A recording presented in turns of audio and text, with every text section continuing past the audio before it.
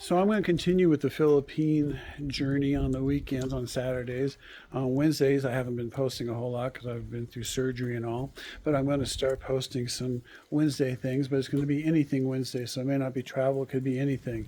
Just like today, as you know, I'm all about saving time and money. So here's a little tip for you.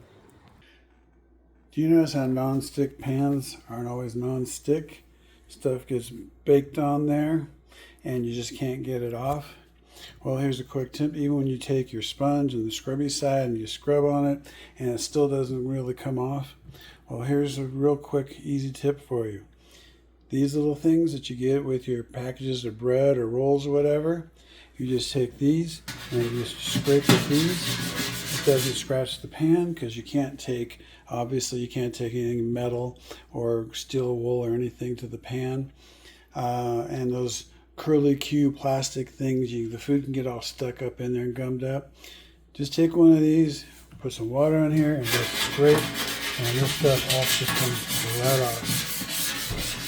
Sorry about the photography there, but oh well. So, but it does come off quite easily. You might still have to soak a couple things, but this is your trick right there, and it's free. So one quick, easy, money-saving, time-saving tip.